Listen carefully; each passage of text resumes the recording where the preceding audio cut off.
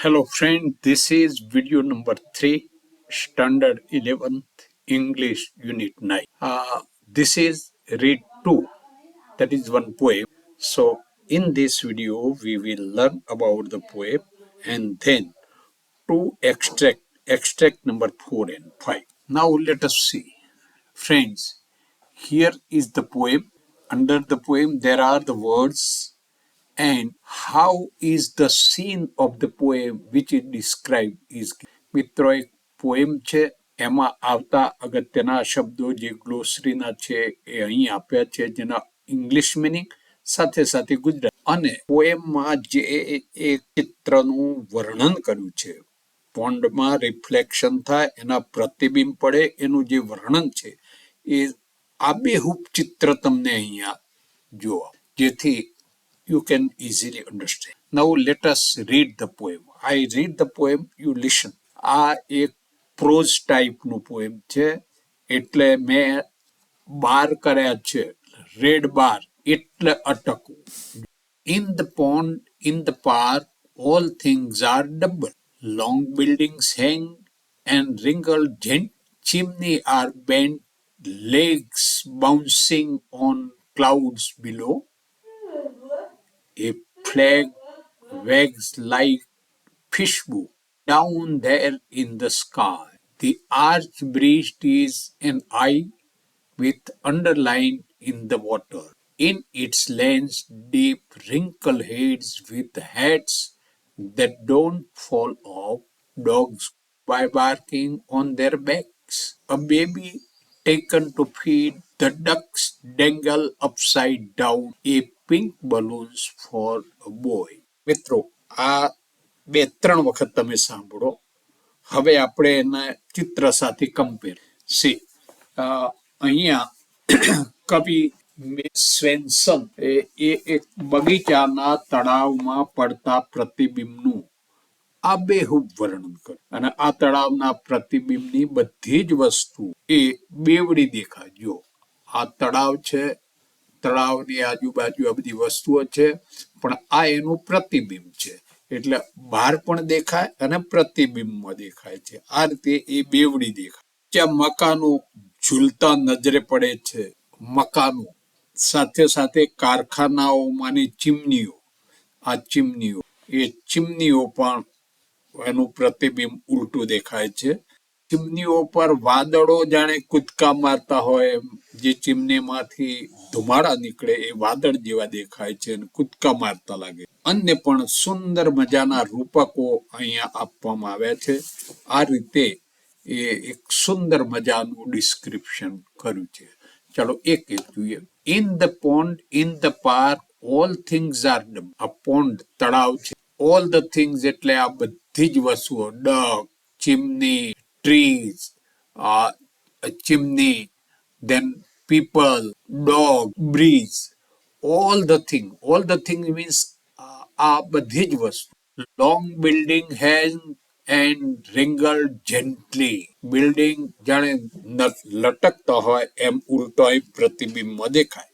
Chimneys are bent, legs bouncing on clouds below. આ એક chimney છે, આ કારખાનાની ચીમનીઓ છે, આ બત્તીઓ છે. તો એ બધા અહીંયા પ્રતિબિંબો ઉલટા દેખાય. Flag wags like a fish hook down there in the sky. See, a flag, આ ધ્વજ છે અને એ ફરકતો દેખાય છે અને એની કમ્પેરિઝન કરી છે કે એ ફિશ મછલી પકડવાના જે હુક હોય છે એ જેમ હાલ્યા કરે એ રીતે આ ધ્વજ પણ ફરકે. Down the sky. The arch bridge is an eye with underline in the water. In its lens drip crinkle heads with heads that don't follow. So અહીં આર્ચ બ્રિજની વાત કરી છે. આ આર્ચ બ્રિજ છે. આર્ચ બ્રિજ એટલે પથ્થરિયો પુલ અને એમાં એનો આ ભાગ છે એ આંખ જેવો લાગે છે. આંખ સાથે એની તુલના કરે અને એ નીચે પણ દેખાય છે તો બતાવ્યું છે. ત્યારબાદ dogs go by barking on their backs. આ માણસો છે એની પાછળ કૂતરા ભસતા જાય છે. A baby taken to feed the ducks dangle upside down. A pink balloons for a boy. A baby taken to feed the ducks. આ બેબી છે, baby એ બાળક આ ડકને કંઈક ખવડાવવા જાય. સી અપસાઇડ ડાઉન, અને આ જે છે ડક એ અહીંયા આખો ઉલટો જ દેખાય. અહીંયા છે એ અહીં ઉલટો. And just a buoy means floating, તરતું હોય. તો આ રીતે it is a very nice description. See then here the main points are given. Same picture is shown here.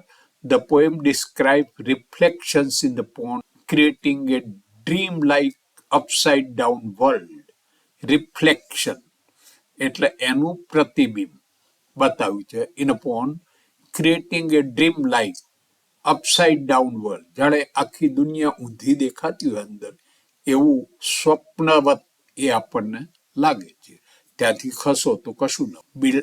Second point, building, chimney and flags appear distort in the water. આ બધી વસ્તુઓ એ distort થયેલી છે પાણીમાં. પછી એ stone bridge looks like an eye, આ બતાવ્યું મેં તમને.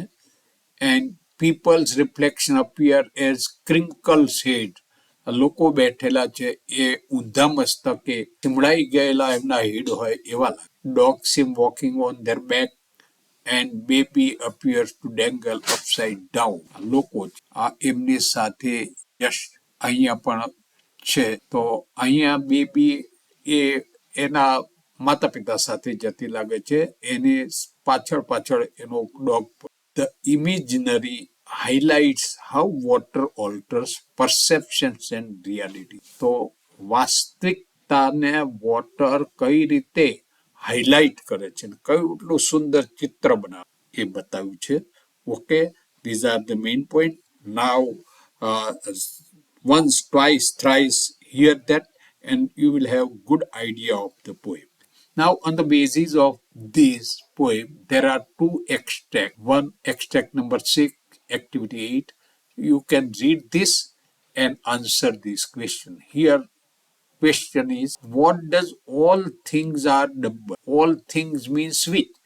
Refer to. એ કઈ વસ્તુને રિફર કરે? તો all things are double. પછી અહીં આપ્યું છે long building, chimney and other things, dogs, people, all the things. All the thing means બધી જ વસ્તુ. And second, how are the building and chimney described the location?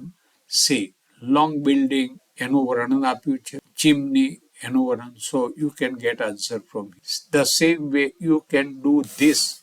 A flag waves like a fish book down there in the sky. Flag જે ધ્વજ છે, ફરકે છે, અને એની તુલના fish hook સાથે કરી છે. એટલે માછલી પકડવાના હુક જેમ આમથી આમ ફર્યા કરે એમ ફ્લેગ તમે જુઓ તો કમ્પેરિઝન કંઈ વિશિષ્ટ પ્રકાર. આ stone bridge is an eye with underline in the water. તો આ રીતે એમાંથી પણ પ્રશ્નોનો જવાબ તમે જાતે કરો. ત્યારબાદ just you can check your answers. Any mistake you find, you can. In sentences may be somewhat changes. Don't worry. Okay. Thank you, friends.